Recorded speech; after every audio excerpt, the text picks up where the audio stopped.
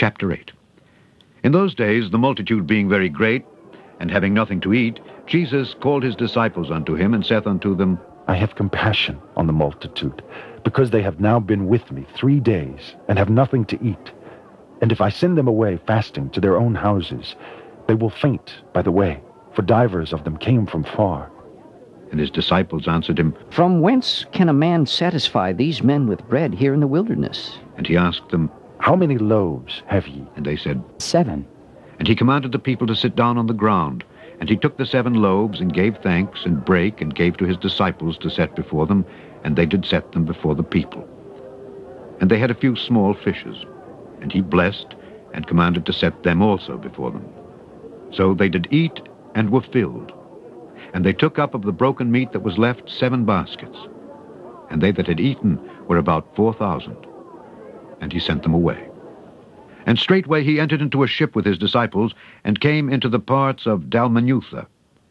And the Pharisees came forth, and began to question with him, seeking of him a sign from heaven, tempting him.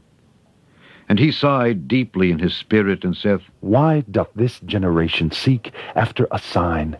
Verily, I say unto you, there shall no sign be given unto this generation. And he left them, and entering into the ship again, departed to the other side. Now the disciples had forgotten to take bread, neither had they in the ship with them more than 1 loaf. And he charged them, saying, Take heed, beware of the leaven of the Pharisees, and of the leaven of Herod. And they reasoned among themselves, saying, It is because we have no bread. And when Jesus knew it, he saith unto them, Why reason ye, because ye have no bread? Perceive ye not yet, neither understand? Have ye your heart yet hardened? Having eyes, see ye not, and having ears, hear ye not, and do ye not remember? When I brake the 5 loaves among 5,000, how many baskets full of fragments took ye up? They say unto him, 12. And when the 7 among 4,000, how many baskets full of fragments took ye up? And they said, 7. And he said unto them, How is it that ye do not understand? And he cometh to Bethsaida, and they bring a blind man unto him, and besought him to touch him. And he took the blind man by the hand, and led him out of the town. And when he had spit on his eyes, and put his hands upon him, he asked him if he saw aught. And he looked up and said, I see men, as trees, walking. After that he put his hands again upon his eyes, and made him look up. And he was restored, and saw every man clearly. And he sent him away to his house, saying, Neither go into the town, nor tell it to any in the town.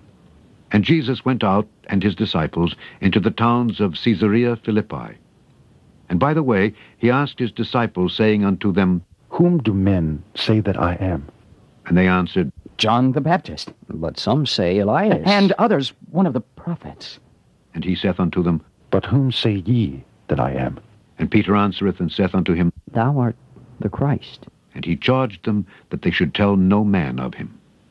And he began to teach them that the Son of Man must suffer many things, and be rejected of the elders and of the chief priests and scribes, and be killed, and after 3 days rise again. And he spake that saying openly. And Peter took him and began to rebuke him. But when he had turned about and looked on his disciples, he rebuked Peter, saying, Get thee behind me, Satan. For thou savorest not the things that be of God, but the things that be of men. And when he had called the people unto him with his disciples also, he said unto them, Whosoever will come after me, let him deny himself, and take up his cross, and follow me.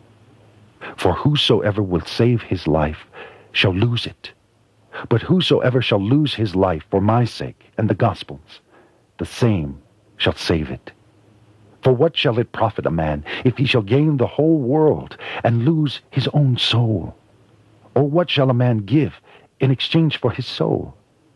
Whosoever therefore shall be ashamed of me and of my words in this adulterous and sinful generation, of him also shall the Son of Man be ashamed, when he cometh in the glory of his Father with the holy angels.